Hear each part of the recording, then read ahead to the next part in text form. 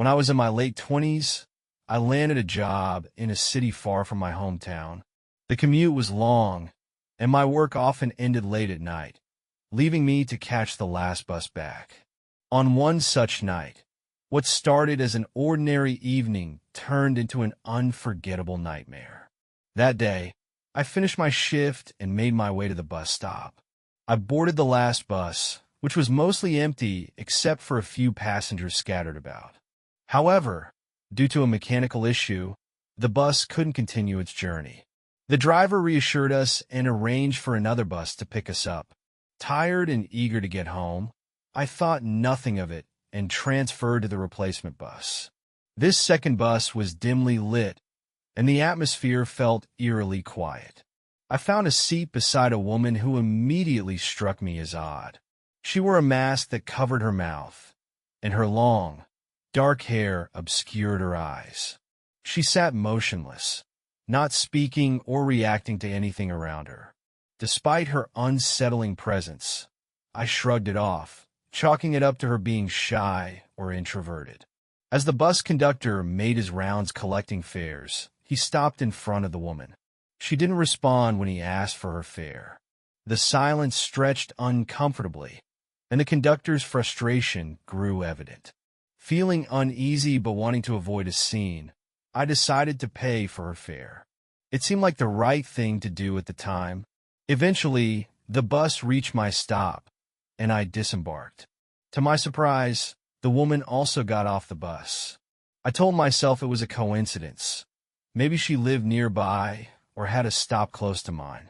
Trying to shake off the unease, I lit a cigarette to calm my nerves and started walking toward home. But something about her behavior didn't sit right. As I walked, I noticed her maintaining a constant distance behind me.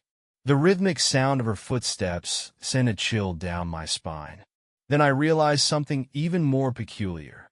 Every time I took a drag from my cigarette, she seemed to hesitate and fall back slightly, as though repelled by the smoke. Yet, when the cigarette burned out, she drew closer again. This unnerving pattern repeated itself, and with every passing moment, my anxiety grew. Sweat dripped down my face despite the cool night air. I clutched my lighter tightly, debating whether to light another cigarette. But deep down, I knew I couldn't keep walking like this. Fear gnawed at me, and I began to think that this might truly be the end for me. In my desperation, I remembered that my grandmother's house was nearby. A flicker of hope reignited within me, and I sprinted toward her home, not daring to look back. The sound of her footsteps quickened behind me, each one louder and closer than the last. My heart pounded as I reached my grandmother's door and rang the doorbell frantically, over and over again. Just as the woman's presence felt almost upon me, the door flung open, and my grandmother pulled me inside with surprising strength. My chest heaved as I gasped for air, tears streaming down my face. She held me tightly, whispering words of comfort until my breathing slowed. Once I had calmed down enough to speak, I tried to explain what had happened. But before I could finish, my grandmother's expression grew grave. Her hands trembled slightly as she held mine, and she told me something that sent a fresh wave of terror through me. "I saw her too," she said quietly, her voice barely above a whisper. "When I pulled you inside, I caught a glimpse of her face. She's not human." I stared at her, unable to process her words. My grandmother was a deeply spiritual woman, known for her unwavering faith. If she said she recognized something evil, I knew better than to doubt her. She continued, describing what she had seen. The woman's face, previously hidden behind her hair and mask, had become horrifyingly clear. Her grin stretched unnaturally wide, ear to ear, and her face lacked normal features. No eyes, no nose, just an empty, malevolent expression that radiated pure malice. "She's an evil spirit," my grandmother said, gripping my hand tighter. "The fact that you're here now means you narrowly escaped her. but she wasn't going to let you go easily. Even now, the memory of that night haunts me. The thought of what could have happened if my grandmother hadn't been there to save me chills me to the bone. I've often wondered why the woman, or whatever she was, chose to follow me. Perhaps she sensed something in me, something she wanted to claim. All I know is that since that night, I've never taken the last bus again. In the days following that harrowing night, I found myself consumed by paranoia. Every shadow seemed menacing. Every distant sound an echo of that woman's relentless footsteps. My grandmother's words replayed in my mind, amplifying my unease. I knew she was right. That entity wasn't human. But why had it chosen me? Desperate for answers, I turned to my grandmother, hoping her spiritual knowledge could shed light on my ordeal. She explained that spirits like the one I encountered are drawn to vulnerability. They prey on those who emit an aura of fear or despair, feeding off negative energy. She warned me to stay vigilant and suggested I carry protective talismans blessed by her priest.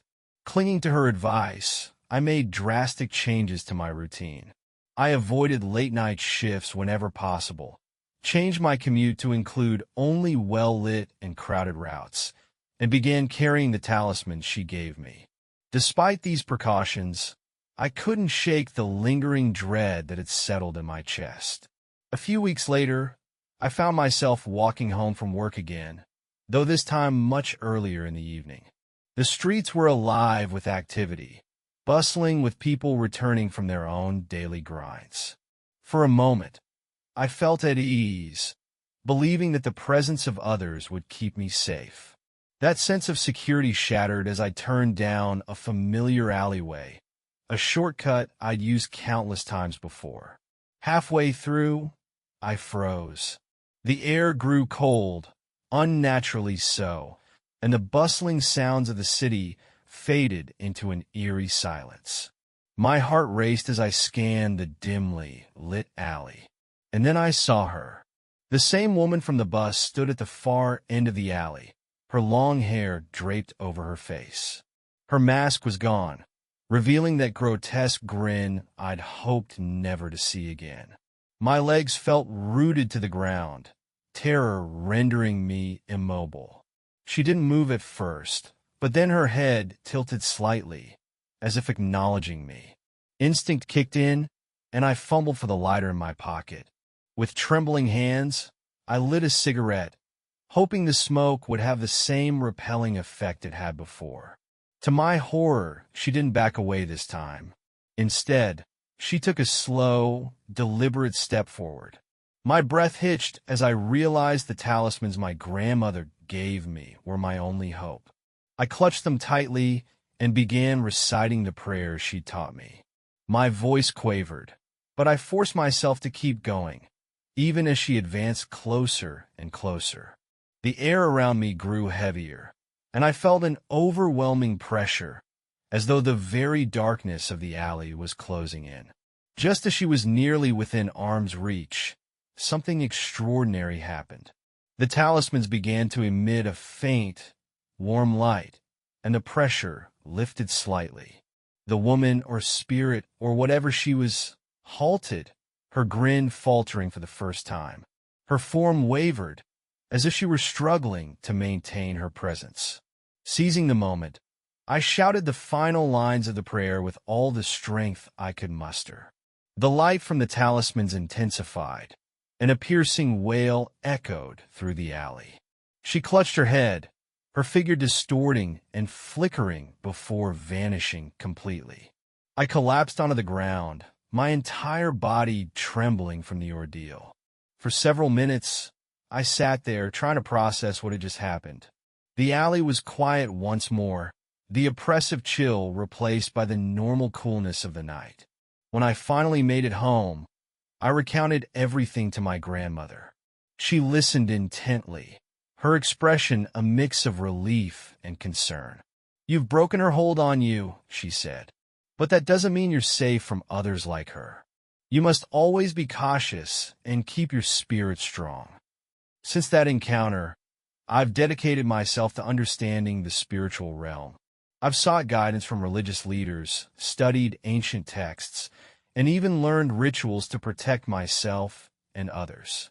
The experience changed me profoundly, stripping away my naivety and instilling a deep respect for forces beyond human comprehension. Though the memory of that night still haunts me, I found a sense of purpose in helping others avoid similar fates. My grandmother's wisdom and unwavering faith saved me, and I've made it my mission to pass that knowledge on. Because in a world where shadows can hide unspeakable horrors, knowledge and vigilance are our greatest weapons.